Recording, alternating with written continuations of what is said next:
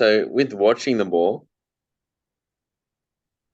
what's a better way to think of that? Because I feel like in my mind that saying watching the ball is a lot better than keeping your eye on the ball. But if there's another improvement, that what is it that Yeah. we can do instead? I like the word see, right? But then also with my students, especially in a private lesson, I we dig deeply into the concept of apprehension. So, um, and then the way that I express apprehension is I ask them to track the blur. So I had a 90-minute conversation with Dr. Peter Fatty, who's a visual researcher, visual performance researcher who works with Major League Baseball hitting instructors and professional tennis players.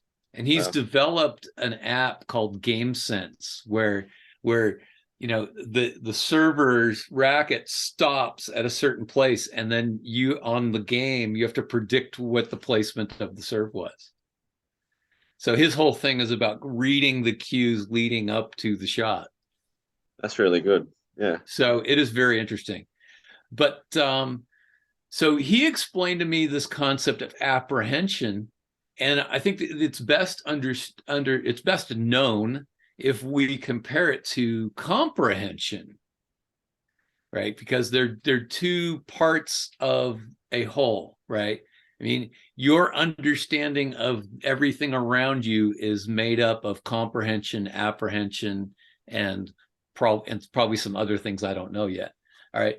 But comprehension is an upper brain, high level thinking thing where you analyze and you understand and you come up with checklists and systems and breakdowns and steps to success and all that stuff, right?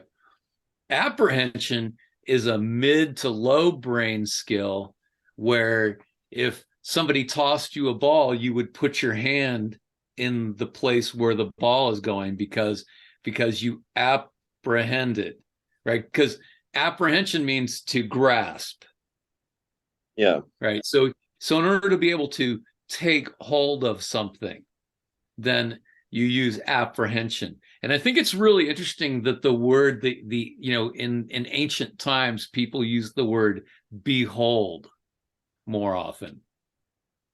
So you see that yeah, in the Bible a lot. Behold, right? So it's kind of like it kind of means kind of like stop, take stock of what's happening here, understand the whole. So I do a little exercise with people where I unexpectedly toss a ball their direction and they see it coming and then they put their hand out and I'm like, okay, look what just happened. You apprehended.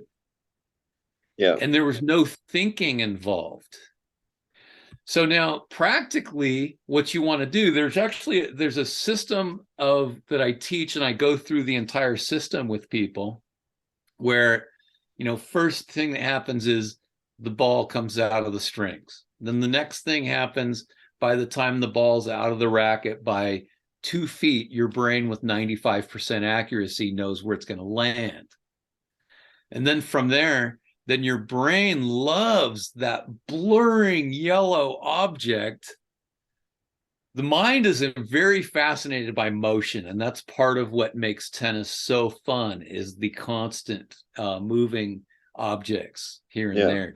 Every ball's a new challenge coming at us. So, um, but if we track the blur and we don't expect ourselves to have it in perfect focus, but we just go and we track the blur and then we go put our strings in the place where the blur is going, then that's a lot more empowering, a lot easier to perform, and leads to a lot better spacing with the ball.